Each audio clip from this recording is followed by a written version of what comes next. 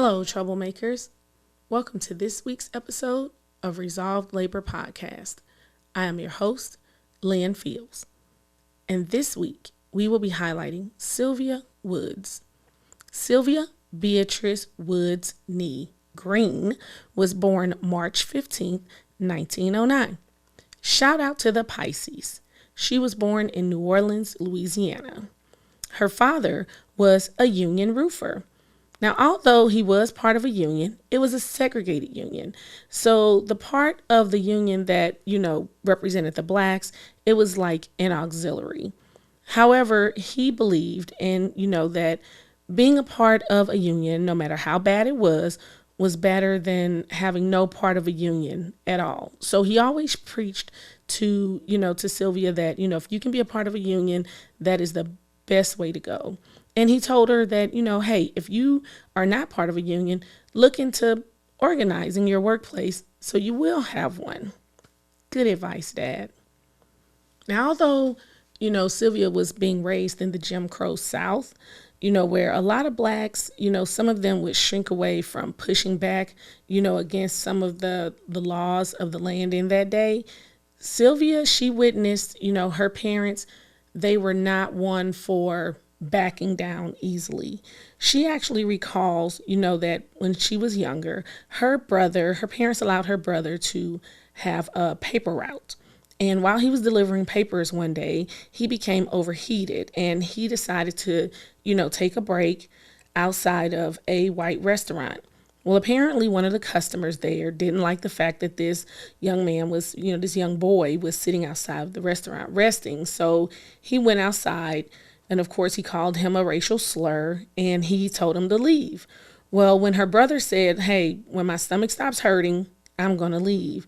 Well, the story goes that, this customer kicked her brother. So when her brother came home and reported this to their mom, she marched to the restaurant and she walked back in with her son and she said, who owns this goddamn place? And the manager, he appears and he goes, look, what's the problem? And Sylvia's mom says, quote, some son of a bitch kicked my child and I'm going to wreck this place if it's not rectified. So apparently from her tone, the manager realized, or the owner, whoever, he realized that, hey, Sylvia's mom was standing on business. So he, basically just announced to the customers like, look, who kicked this kid, basically like who did it. And so one of the customers got up and, he, with his whole chest, he was like, yeah, it was me. What you going to do about it? And Sylvia's mom was like, you're going to go to jail or hell today. Either one don't matter to me for kicking my son. Now, whatever happened after that, the patron did end up being charged and going to jail. So this is the kind of, I just want to paint this picture that Sylvia's parents, they taught them to stand up for themselves. Even Sylvia, when she was 10 years old, they used to have to cut through this whites only park to get to school. And she noticed, even at 10 years old, she saw how the whites park was, it had swings there, but the black park didn't have swings. And so every morning at school, the kids would be, they'd all get brought in and put in as a group. They'd have to say their prayers and then they'd have to sing the Star Spangled Banner. So, Sylvia, she was still thinking about this park and, how the white park had these new swings. And so she said, you know what? All this song that we're singing, talking about how everybody gets the same thing, basically. But I know for a fact that my park that I play on does not have swings. So I'm going to stop singing the Star Spangled Banner. Well, one of the teachers noticed this and she quietly approached, I guess it was quietly with a reputation like the one their mom had. So Sylvia says the teacher approached her quietly and said, why aren't you singing the Star Spangled Banner? And she said, I've decided, today that I'm never singing it again. And her teacher was like, well, you're going to have to go to the principal's office and explain why. So she went to the principal's office and she explained about the swings. And so the principal tried to negotiate with her and he was like, okay, look, I get it, but that's just a rule. So will you at least consider doing the pledge? And Sylvia was like, no, I'm not doing that either. for the same reason. Like, see my previous argument. And with that, she never did.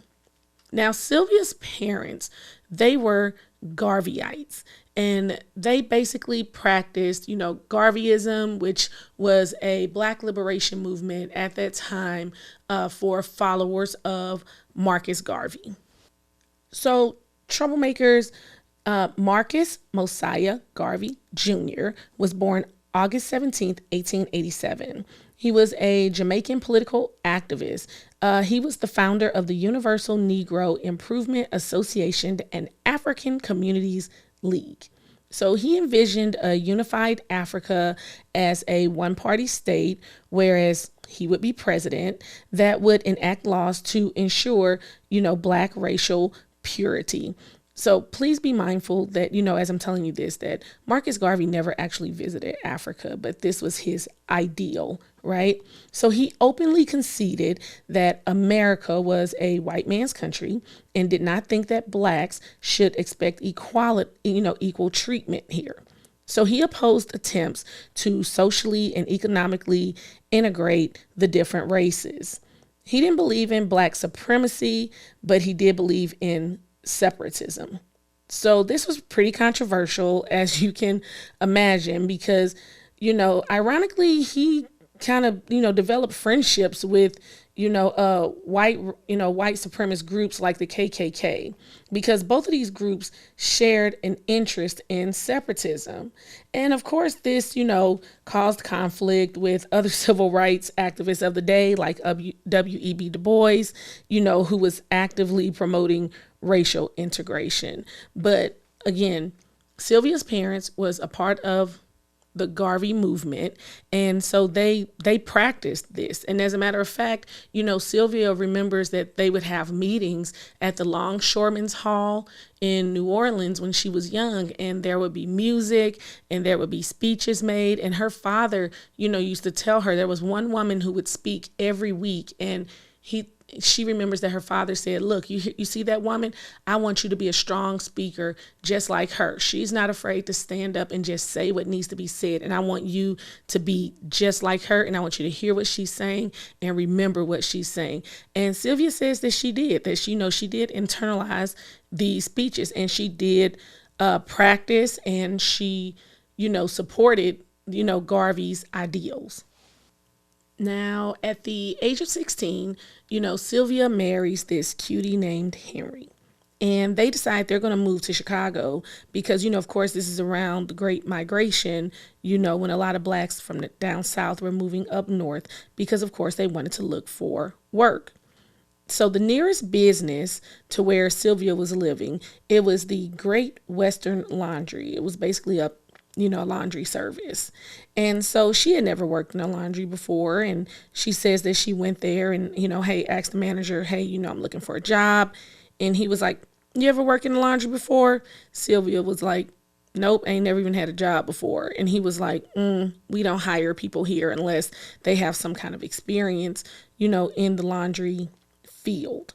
So there wasn't a lot of places around. So Sylvia, every day, she would just go back to this laundry and say, you ready to hire me yet? And he was like, got some experience yet? And she was like, nope, be back tomorrow. So she says that after a few days, he got kind of tired of this dance with her, and he takes her to the back and he, introduces her to one of the workers. And he said, look, this girl's going to be working here now. He looked at her. He said, you better pick it up quick because I will have no qualms about firing you like today if you don't pick it up today. But Sylvia was a quick learner, and so they hired her as a shaker. So she would have to shake the sheets as they came off the line, and then she'd hang them on these poles. So, it was hard work and the hours were long, but, Sylvia actually liked working there. And she worked there for about 4 years. And, one day the manager came to the floor and he announced to the workers, which was a mix of poor whites and Black people, Black women, he announced that he was going to have a floor supervisor.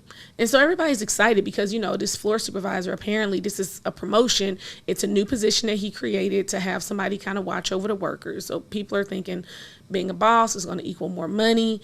Well, he hired a young white woman off the street who had never even worked at the laundry before. And so the workers were kind of pissed about it because they were like, okay, you hired somebody off the street, don't even do this work. We've been here 2, 3, 4 years, and you're not going to put any of us in charge. This lady don't even know how to do our job, but she's going to be our boss. So Sylvia hyped everybody up, and she was like, y'all, you know what? This is some bullshit. Like, what we need to do is we need to just turn off these machines until he hears what we have to say. So she said the manager came up and he was like, what do y'all think y'all doing? And they were like, we ain't doing nothing until you hear us out, because we ain't working for this lady. You can give her a job in the laundry, but you need to promote one of us. And so he was just like, I don't want to hear this shit. Y'all finna turn that machine back on or you can get the hell out. And so they were like, make us, right? So y'all know where this is going. He called the police. Police get there. And, and Sylvia, she laughs about it now, but she was like, man, I probably should have thought this out, because, they ended up physically fighting the police because they tore up the laundry, on their way out. They were tearing up the laundry, and the police came to drag them out, and they started fighting the police. She said it was a battle, but the police eventually, of course, won and kicked them all out. And they were just like, well, what we gonna do now? So they all kind of just left and went to the local bar and got some drinks. But, after some Monday night quarterbacking, Sylvia was like, man, if I would have really thought that out, we probably could have got our way, but we got pissed off and started tearing up the laundromat first. So she ended up going around and working at different laundries around the city. And she actually ended up organizing a lot of those laundries, though, but her first attempt at organizing, it was a success/failure. So later on, troublemakers, the war comes knocking and all these war plants start popping up, right? So our girl Sylvia, she gets a phone call from her friend Martina. And Martina calls her and she was like, hurry up, girl, there is a man down here and he says that he got a job for you. So there's this white guy, in the area that everyone has suspected had a connection with the Communist Party, because he was notorious for just hiring every Black person that walked into Ben Dick's aviation factory. And so everybody was just like, look, you want to get a job? If you Black, this dude is hiring you. So, our girl Sylvia, she goes down there and she gets a job on the assembly line, assembling carburetors for airplanes. Hello, working people of the world. I'm Harold Phillips from the Southwest Washington Central Labor Council's Working to Live in Southwest Washington. We're proud to be part of the Labor Radio Podcast Network, with more than 200 labor radio shows and podcasts across the country and around the world. The Labor Radio Podcast Network, where working people speak. Find us at laborradionetwork.org. So the person that ended up being our girl Sylvia's trainer was a Polish woman named Eva. So Eva, and her became work besties, right? And, like if Eva fell behind on work, Sylvia would help her out. And if Sylvia fell behind, then Eva would help her out. Y'all know how that goes. And one day Eva approached her and she said, hey, there's a union meeting tonight. You want to go? And Sylvia was like, now remember, Sylvia was raised in a union house, but she was like, no, I'm good, because she's not trying to hang out with Eva. Because remember, Sylvia is a Garveyite and she does not hang out with white people. But and so Eva was like, girl, come on. Like, I want to buy you a drink. You helped me out today when I was slipping, so Sylvia was like, a drink we shall have, but no more talk about going to this union meeting, because I'm good on that. Because remember, Sylvia's dad, even though he was in a union, it was segregated. So, bad taste in Sylvia's mouth. So Sylvia says that her and Eva, they end up going to this bar, they pre-gaming, and then, by the end of the night, a few hours go by, and Sylvia was like, girl, let's go to this union meeting and see what they talking about. So they get to the union meeting, and Sylvia says that the organizers are there, but all they are talking about is, hey, I tried to get worker A to sign a card, but he said that, he don't want to sign a card because all the union do is take dues and blah, blah, blah, blah, blah. And then, another guy was like, yeah, I was trying to get worker B to sign a card, but, he started telling me about all the reasons why he don't want to sign a card. So Sylvia said, she basically challenged them and was like, okay, all y'all sitting here telling me, all the reasons that these people gave y'all of why they not gonna sign a card. Well, what was the reasons that y'all gave them on why to sign a card? And so, they kind of looked at her like, look, well, if you think you can do better, we'll make you a steward right now. So Sylvia was like, I bet you I can get some people to sign a card, because y'all, if this who we doing to sign a card, then, what the hell? Y'all, this union was United Auto Workers. So they make Sylvia a steward, and she goes back to work, and in her department, she got 5 people to sign a card. And by the end of the week, her entire department had signed cards. Sylvia became instrumental in the formation of UAW Local 330. And at the time, although 25% of the workers were Black, Eva was voted the secretary treasurer. And she was very proud of this fact. And she continued to organize in this factory.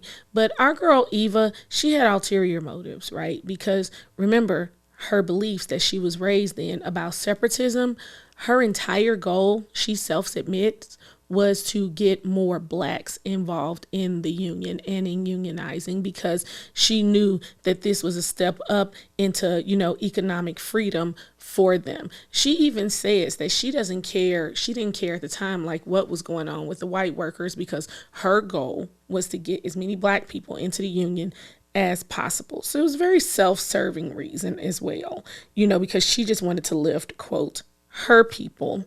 But one day she said, what changed her mind, and made her look at organizing through a different lens is that, one day there was some talk, around the shop, and people were saying, hey, y'all know that white girl back there in the tool room, they about to fire her. And Sylvia was like, for what? What they firing her for? And they said, well, she arguing, with management because they won't let this Black man work in the tool room. So you know how folks is, everybody go to where the drama is. And, Sylvia says that when she got back there, this white woman was going in on the managers about not letting this Black worker work in the tool room. And Sylvia says that, she never thought, in her life that she would see a white person defending a Black person the way that this woman was. And so all the union, officers, they got together and they went over and they told the other workers, because actually it was some of the workers who went to management and said they didn't want this Black man there. And they told those workers, if y'all don't want to work with this man and he's a union brother, y'all can get the hell out. Y'all can leave right now, because we're not going to support you with, of course, unions do not support discriminatory and harassing language and, actions, right? So, the men, none of them quit. They let the Black man go into the tool room, and he was actually one of the best workers in that area of the, in that department. But, Eva said that she made this, this action by this white woman made her start seeing, the racial solidarity in unionism. And she said that, it really changed her heart. And, this was pivotal, in her trajectory as a union organizer, because after that happened, she started, just trying to organize everybody. And she started preaching that, we can't get anywhere if we're not trying to get there together. Like, she embraced that kind of thinking. And that is how she lived, her life, for the rest of her life. Sylvia says the biggest lessons that she learned while organizing is patience, and that educating people was the most important part of organizing. She says that selling the union, in totality, like subjects like, how were trade unions organized? What was the beginning? Why were they organized? What is the structure? She says things like that is what made her meetings and her union so successful, because they were big on educating their members. And this is absolutely, true even today, troublemakers, like as we all know. So 2 years later, the plant was actually closed, but the members, they continued to have union meetings. And at this time, their fight was for unemployment benefits. And the workers, they all made at the factory 90 cents an hour or more. Some made more, but on average about 90 cents an hour. And when they went to the unemployment office, and they would offer them jobs, the workers, the rule was you weren't supposed to take a job that paid less than what you were making at the factory. And because, their local was still 75%, they were still, there and still paying dues, the international at the UAW still represented them. In 1946, Sylvia became the first Black woman in Chicago to run for the Illinois State of Representatives. She ran as an independent. She didn't win, but she did get 25,000 votes. And this caught the attention of the government because in 1947, she was named one of, quote, Chicago's Red Leaders in testimony before the House of Un-American Activities. In 1971, Sylvia served as chair of the Chicago Committee to Free Angela Davis. She organized 5,000 people, in a protest to free Angela Davis. In 1976, Sylvia was featured in a documentary called Union Maids, M-A-I-D-S, Maids. The film, it interviews Sylvia along with two other female union activists, Kate Hindman and Stella Novisky. This film, it was nominated for an Academy Award for Best Documentary, and you can actually see it on YouTube. It's only about an hour long, and it was really well done, and you get to hear and see Sylvia at that time, like talk about some of these things that I talked about in this episode. So highly recommend Union Maids on YouTube. Sylvia passed away on March 4th, 1987. There is an area near the Haymarket Monument in Chicago where a number of socialists, anarchists, and labor activists have chosen to be buried or have their ashes scattered there. It is referred to as, quote, communist plot. This is where Sylvia rests. She was 77 years old. Now comes the part where, we share our flowers to those that are currently, in the labor movement right now. Because as you know, we do not wait for folks to, retire or the fact that they're no longer with us here to tell them like how much we appreciate them. And this week is, we're going to be giving our flowers to Yolanda Hall. Yolanda Hall is an organizer for AFSCME Council 31 in Illinois. She's a Chicago girl who grew up on the South Side. Her family moved to Springfield, for a better life when she was younger. And she was working for, the Hope School, which is a school for autistic children. And she says that she was, preparing for her wedding when, a group of organizers came knocking at her door. And, they were also on campus. And, she told them, hey, look, I am getting ready to get married. I'm real busy right now. So just come back later.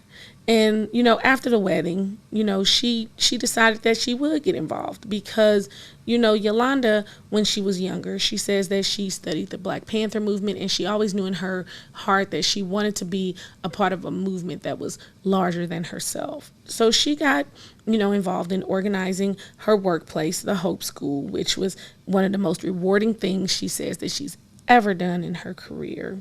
And, she helped to negotiate their first contract. And she also served as their secretary treasurer. She was their vice president. And she became the second president of the newly formed Local 2481.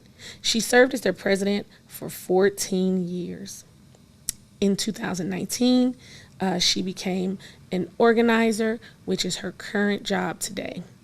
You can find Yolanda anywhere from Chicago, Illinois to Centralia, Illinois, from the top to the bottom of the state, organizing work sites just like she did at the Hope School, with that same passion and that same vigor. Like, you guys would want to follow this woman anywhere. When I see Yolanda, she's always, the loudest in a good way. She's the brightest because she wears these beautiful flowing dresses. She's going to stand out. You know who she is. And the woman knows what she's talking about.